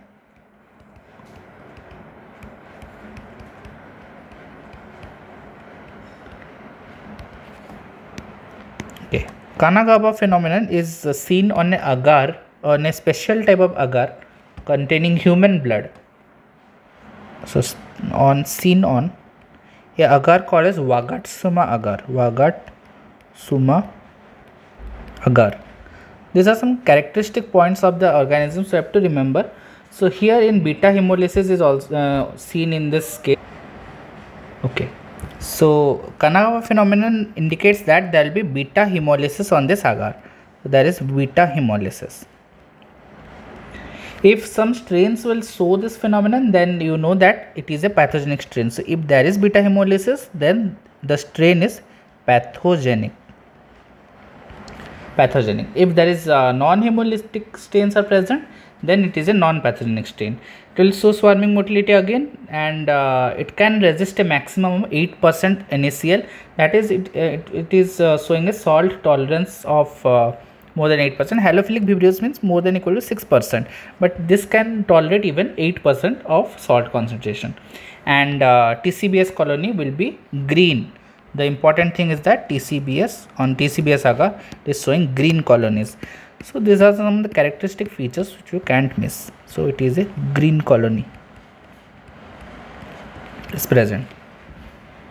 Motile by peritrachous flagella, there is no darting motility. Again an important point, because it is an exception, and exceptions are prone to be asked in the exam, right? No darting motility again.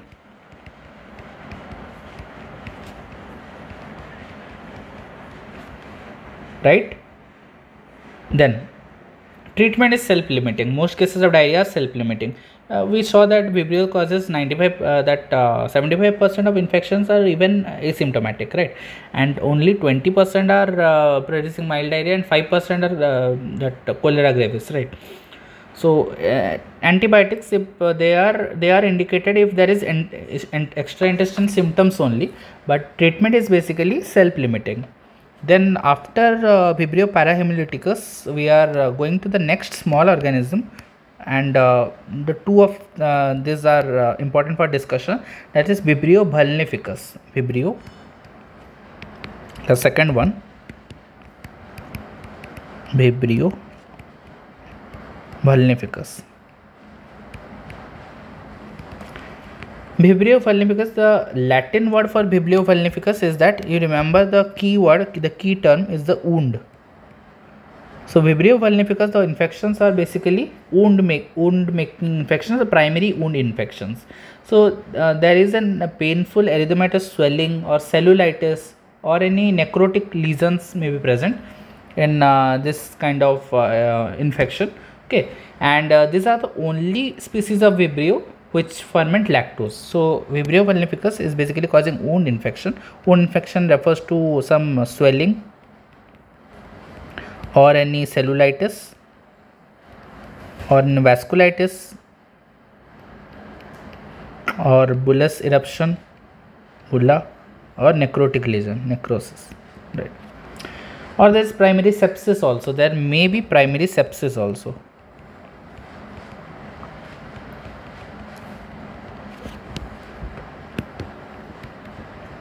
In immunocompromised people or in people with liver disease, or people with renal abnormalities, there may be primary sepsis associated with this infection. And these are the characteristic point you have to remember, is that it ferments lactose.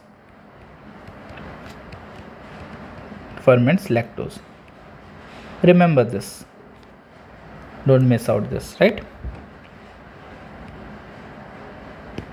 Yeah. Treatment is early antibiotic treatment because wound is there, so antibiotics are of course given here.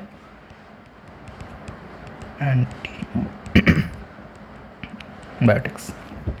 Okay, and wound debridement is done here, right? After that, next come to Vibrio alginolyticus. Third one is the Vibrio alginolyticus.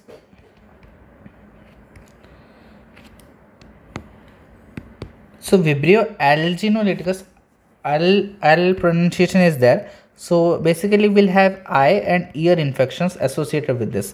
So in eye infection you will have conjunctivitis associated with this infection, and ear infections there may be otitis externa or otitis media present.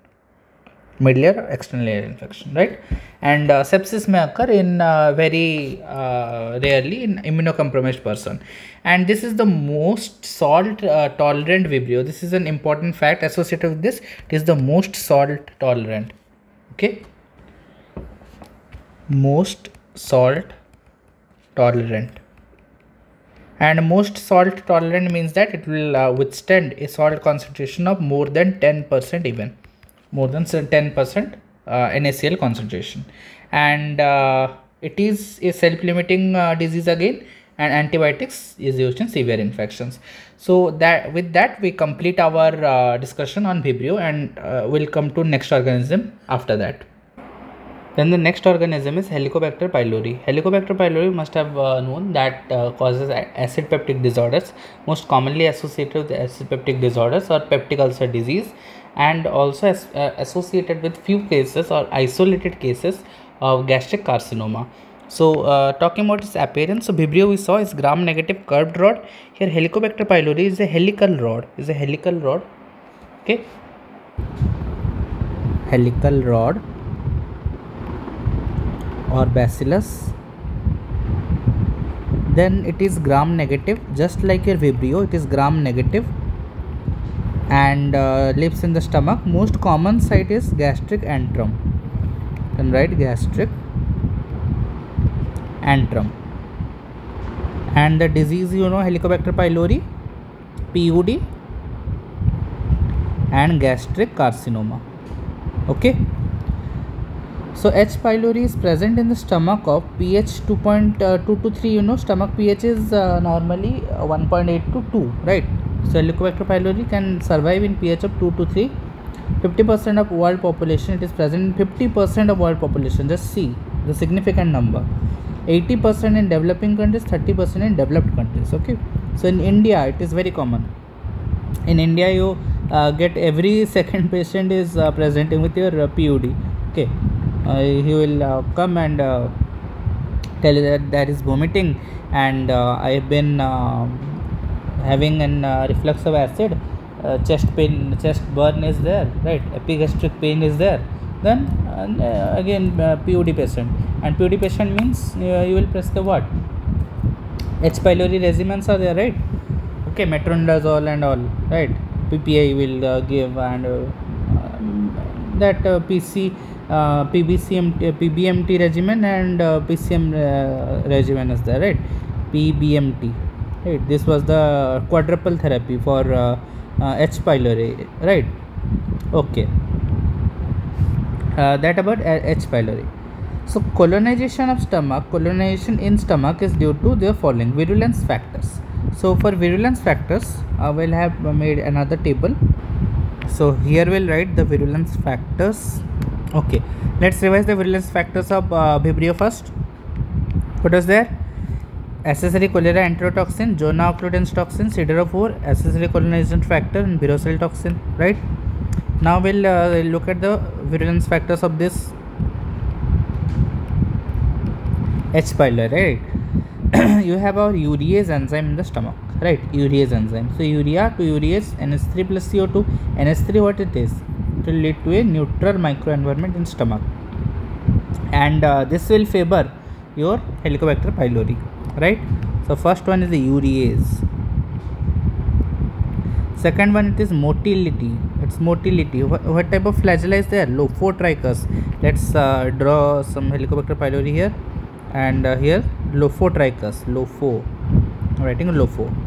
And Lophotrichus means it will lie deep to the mucous layer but superficial to epithelial layer. Look at this. H. pylori, when it goes, this mucin gel is penetrated, but it is not reaching up to epithelial layer, right?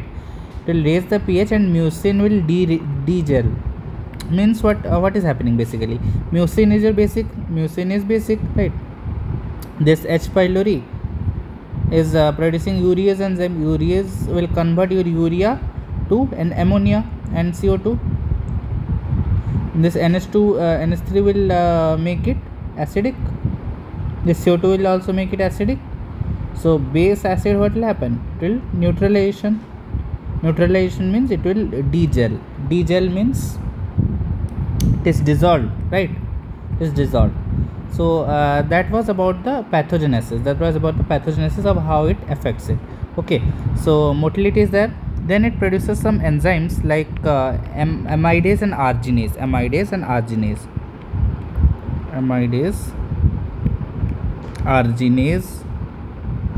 Right? And this will lead to NH3 production. This is a fact. Then 2% strains adhere to gastric epithelial cells by binding to Lewis blood group antigen. This is another thing. Okay, another virulence factor. There's a variety of virulence factors. That's why acidity is common, right? So Lewis blood group antigen in 2%. Detoxifying enzymes are there. Some vacuolating endotoxin is there. VACA. Same VACA. Okay, vacuolating endotoxin.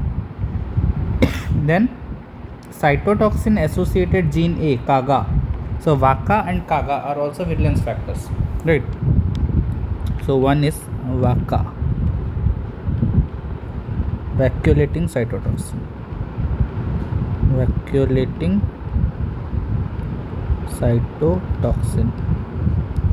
Another is called as CAGA. I'm writing here cytotoxin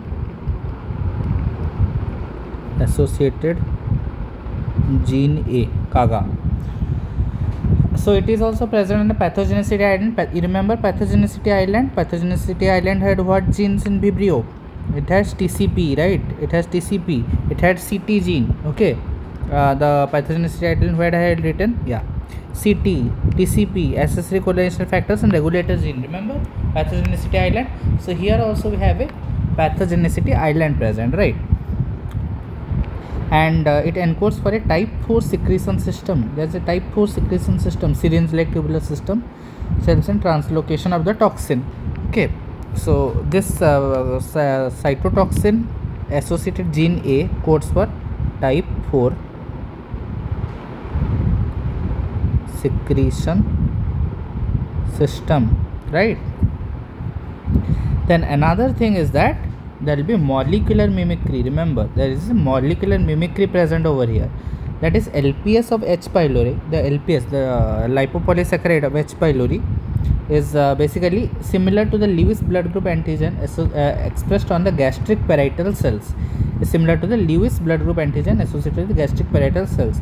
So what happens is that whenever there is a LPS of H. pylori present, there is decreased response by T cell, because T cell will think that it is the Lewis blood group antigen on gastric parietal cell. It will basically decrease the response due to tolerance, right? You know, self antigens are denied by the T cells to be recognized, right? There is decreased immune response by T cells. So LPS is similar to Lewis blood group antigen. This is molecular mimicry. Autoantibody will lead to gastritis, right? Decreased immune response means there will be decrease in immunity and gastritis will occur, right? So H. pylori is the fastest and the most potent urease producer. Important, right? And another thing is COP. It is an example of COP organism. This is also important. Microaerophilic and COP organism.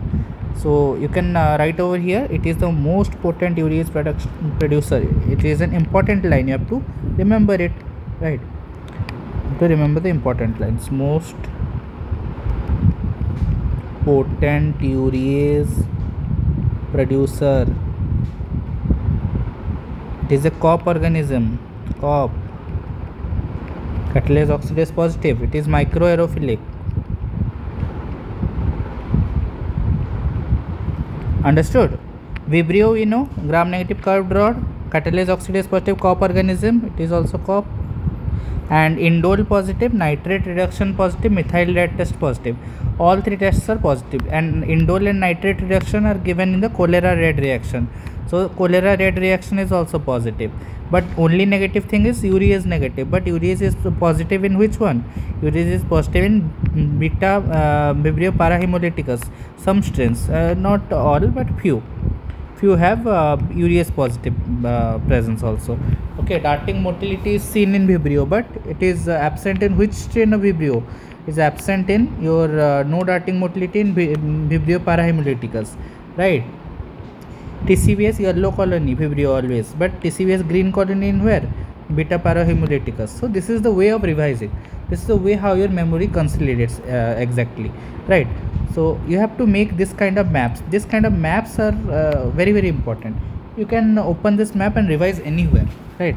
And by that, in the long run, you will retain every fact. It is not even humanly possible that you will read about Vibrio once, twice, thrice, 4 times from the book, right? And you will forget. You will read this, you will read the lab diagnosis, you will forget. You will read the lab diagnosis again at the time of exam, you forget in the exam. But if you keep this map with you always in your phone, any time you can randomly go to the lab diagnosis and revise the lab diagnosis. You can randomly see the phase and stream appearance, and you get reminded of the appearance. You quickly revise the lab diagnosis again. Okay, by that you will be at the time of exams, you will find that every point is registered in your mind now, right? So that's the way to crack as per microbiology is concerned, and that's the best way, I guess, right? Okay, so I talked about virulence factors. There are no specific things like this all pathogenesis part and classification, such heavy molecular classification given in Helicobacter pylori. We'll come to some of the colonization, duodenal ulcers. Okay, before lab diagnosis, let's come to treatment. We'll discuss. Okay, first let's come to your clinical features. This is important. So most common location is what? Your most common, it is represented in the gastric antrum, right? So what will be the most common site of acute gastritis? The most common site is gastric antrum, right? Wherever the organism is present, it will be followed by gastric antrum. So first there will be acute gastritis. There may be pan gastritis, acute gastritis, then pan gastritis. So in clinical features you can write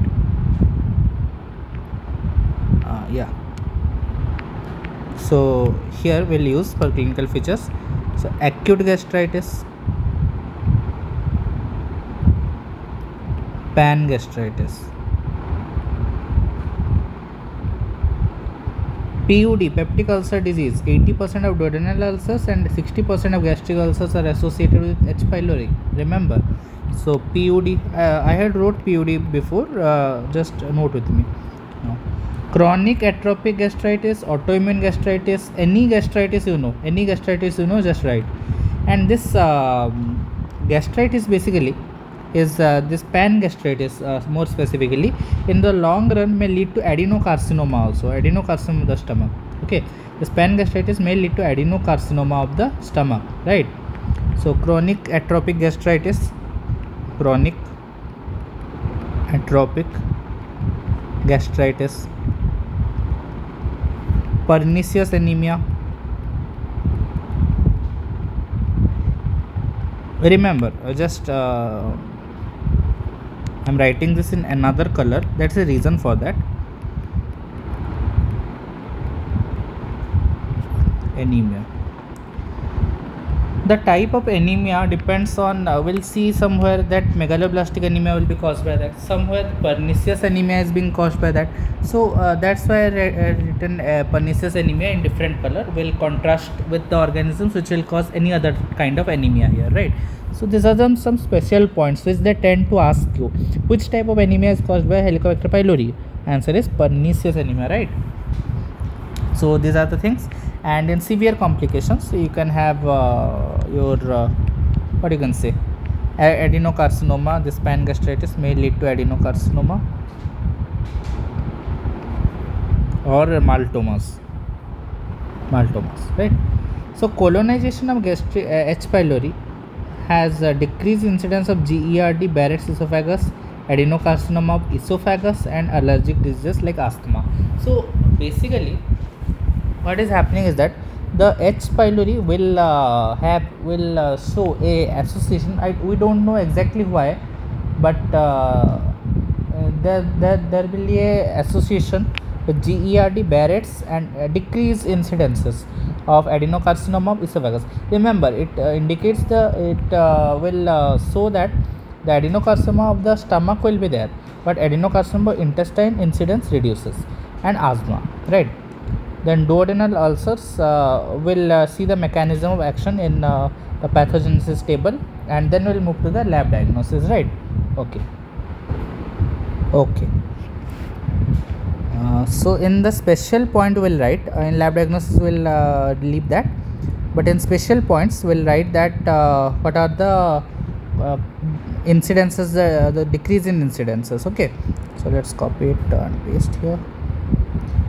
There are no much special points present over here, that's why we don't require this much.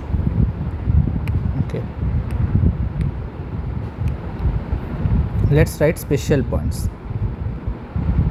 So H. pylori is associated with decreased incidences of, it is associated with decreased incidence of 4 conditions: GERD, decreased incidence of Barrett's esophagus, decreased incidence of adenocarcinoma of intestine, esophagus, you know what I'm saying, esophagus, right? And asthma. Okay, special point, this is a special point, remember. Yeah, so let's talk about a pathogenesis of how duodenal ulcers are caused. Okay, pathogenesis. Yeah, so here duodenal ulcer. So there is an inflammation because of H. pylori, due to which there is an inhibition of somatostatin producing D cells. Okay, there is inhibition of somatostatin producing D cells, due to which somatostatin is basically decreasing the gastric release. But if the D cells are inhibited, then there will be increased gastrin release, and there will be increased food stimulated acid secretion. Acid secretion will lead to duodenal ulcer and gastric metaplasia. Gastric metaplasia, all the columns will start producing the more and more acid, right?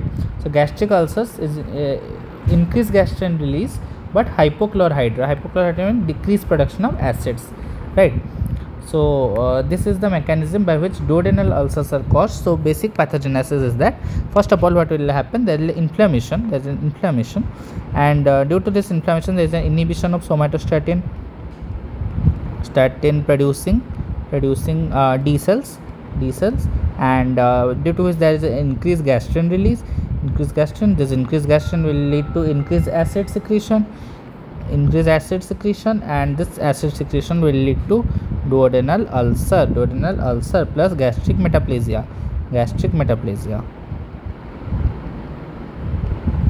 Right, this is the mechanism. Okay, let's come to the lab diagnosis. So we have some invasive tests and some non-invasive tests. Okay, let's see some invasive tests first. Understood? Then we'll talk about non-invasive tests, 3 in number. Okay. So what is a specimen? Gastric biopsy specimen. Invasive test, obviously. Invasive test means there will be an invasion, there will be an intervention by your doctor, right? The doctor will not say that it is an invasive test, so you don't need to lose blood or so. Okay, invasive test means there will be a intervention, there will be an instrument which will take out the biopsy or needle or any the skin will be penetrated for sure, right? Invasion is that. Okay, we need to extend this line basically, and I am trying that only.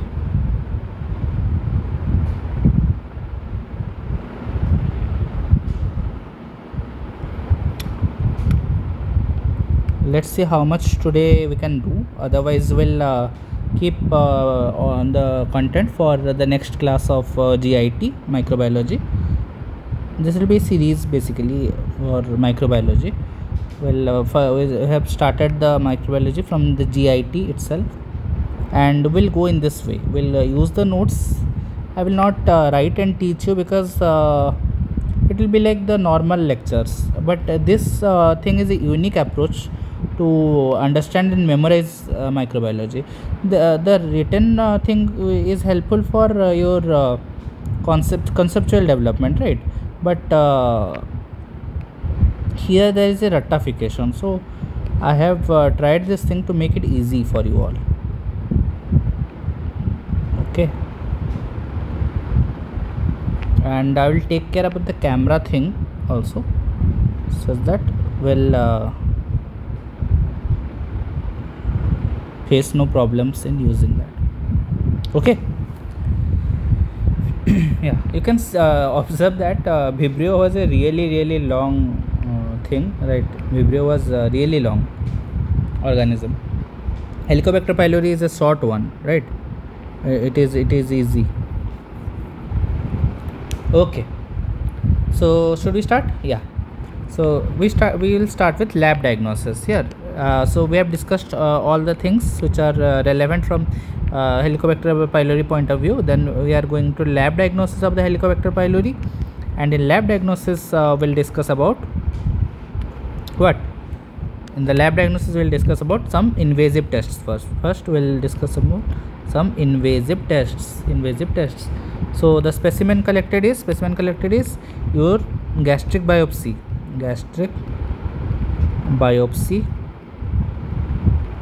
specimen. Okay, so first thing we can do is a HPE stain. We are using a special stain which is called Warthin Starry Silver stain. Warthin Starry Silver Stain, right? You can make some stars here like this, so that it becomes easy to memorize. Okay, so here we had collected in Vibrio fresh watery stool. Here the specimen gastric biopsy, right? And here we in stains, did we do something? No, there is no staining done, right? And but here we have done stain, that is Warden starry silver stain, and here Vibrio also we can the gram stain. Gram stain direct microscopy means the staining is done, and staining will reveal just curved gram negative rods here. But Helicobacter pylori we can do gram stain or culture also. So here we can do gram stain also. You can just give 3 number and write gram stain, right? Okay, then culture will be done by selective media and enriched media. Then in present, it is a microaerophilic organism, right? Microaerophilic means the culture must be done at question mark. The culture must be done at 5% O2, 10% CO2, 85% nitrogen. 5% O2, 10% CO2, 85% N2. Okay, and the gold standard here is culture only. We'll do the culture, right? We'll do the culture. This is the gold. Remember, culture is the gold standard. And in culture, what mediums will use? You will use 2 type of medium. One is the enrichment medium, and one is the selective medium. Okay, answer my question. I am testing your skills. Which medium was used for which medium was used for the transport of Vibrio cholerae? Answer me. Yes, I can hear you. Okay, so Carry-Blair medium, VR medium, where I had written Carry-Blair medium, VR medium, alkaline salt transport, and autoclave seawater, right? Okay, you named 2 only. Other 2 I named. Honestly, right? Okay. Culture, enrichment and selective medium. So enrichment medium, in the enrichment medium we'll use chocolate agar, right? Chocolate agar, chocolatey thing is there. Then after that, selective medium is basically Skiros and Butzel's medium. Okay, Skiros medium and Butzel's medium. So Butzel's and Skiros are the 2 mediums, S and B. So we have just make Skiro and Butzel's. Skiros and Butlers. Here what were the mediums? So enrichment means alkaline peptone water was there, and monstrous tellurides, that trypticase alkaline peptone water was there, right?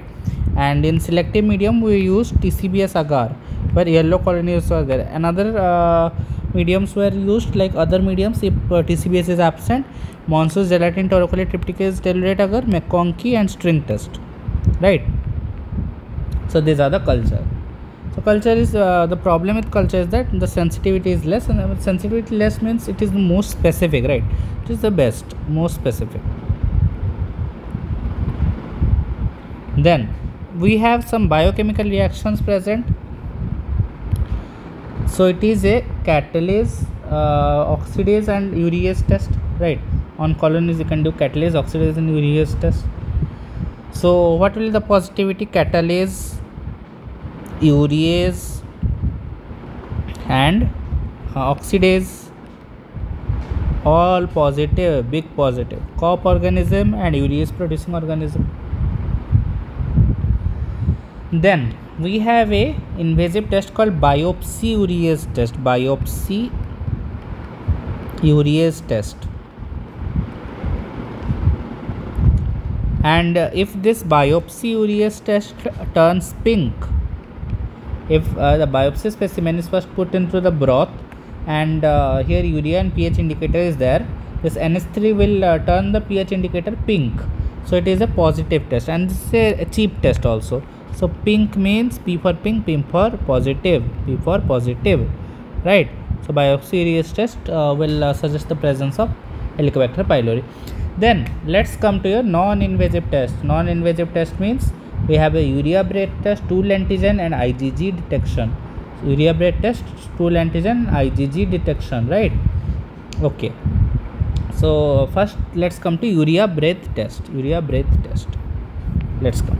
So here after invasive test we'll discuss about non-invasive tests, and just a minute. So in this first one is a urease breath test. Urease breath test. In this the patient will drink the urea water. Okay, this drink this urea solution into and breathe into the tube. Okay, it will blow into the tube, and this urea, if it is present, this is converted by this urease enzyme to NH3 plus C13O2 produce. This C13O2 can be detected in breath samples via mass spectrometry. Okay, so important thing is what is detected? C13, heavy isotope of carbon. This is detected by mass spectrometry, by mass spectrometry. Okay, this is the most sensitive. This is the most sensitive and simple rapid prognostic test, right? And it is also used to monitor the response to treatment. That's why it is a prognostic test. Stool antigen or copro antigen detection useful for screening of kids. So we have a copro antigen detection also. Copro antigen detection is also done. Then we can do IgG detection by ELISA for epidemiological studies and screening test before endoscopy. So IgG detection by ELISA. Okay, and this IgG detection is also used for epidemiological studies.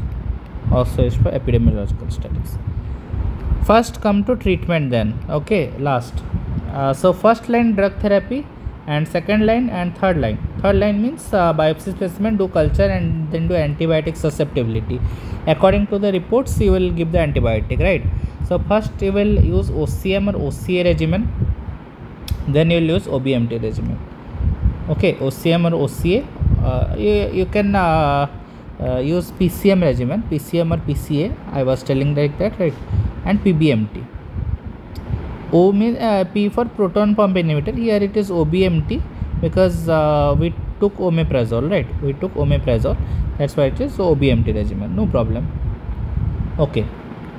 First line is OCM or OCA regimen. If it is failed, then give second line quadruple drug therapy. It is the drug of choice nowadays.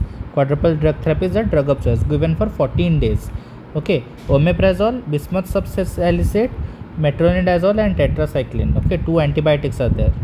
2 antibiotics are given, and proton pump inhibitor and the bismuth salt. Bismuth salt is ulcer protectives. Ulcer protective, a PPI and 2 antibiotics. And here in first line drug therapy, OCM or OCA, we gave a proton pump inhibitor, we gave 2 antibiotics, right? So at least 2 antibiotics are given. Okay. If this quadruple therapy also fails, after 14 days ask the patient to come, and if it also fails, then urea breath test is again positive. Still again do urea breath test. It's still positive. Take biopsy, do culture and do antibiotic susceptibility test, because we can know that antibiotic susceptibility is present, right? So first line, second line, and then do biopsy and EM. Okay. So first line OCM or OCA regimen is given. Then if it fail, no response, then give OBMT regimen, and if then no response, then do AST again. Do AST. So in OCM, what is that? Omeprazole, and C is clarithromycin. Clarithromycin. M is metro means metronidazole. A means amoxicillin. And in OBMT, what are the things? Omeprazole. B is bismuth subsalicate. tetracycline. Okay, so these are the drugs, and that completes our Helicobacter pylori. With that, we finish our Helicobacter pylori, and let's do till now only. Okay, let's end today's lecture. So we discussed three very important, very important organisms which were causing the GIT disorders: Diarrheogenic E. coli, Vibrio, and Helicobacter pylori. In next class, we'll start with the other organisms. Campylobacter is there, Shigella is there, Entomobacter coli, Balantidium, Giardia, Clostridium, and some cestodes, Ascaris, this cestodes only, Ascaris, and this hookworm and all, Strongyloids, Enterobius, and then we'll come to viral enterogastritis. Okay, so it is a long unit and many organisms are there, and so this is categorized under GIT infections. So we'll continue in the next class, right? Till then, bye bye, take care, and do revise this mind map. I hope you all wrote with me what I wrote here in the mind map. So before coming to the next class, do revise the mind map, and we'll again revise in the second class. You can cross this box because it is not needed. Okay, and incubation period is not needed here. The Vibrio coli had 1 to 2 days, important, right? So that's all. Bye bye, and if you have any doubts, you can contact me at Biswanath.Tripathy _ right? This is my Instagram ID. That's all. Thank you and have a nice day ahead. Okay, bye bye.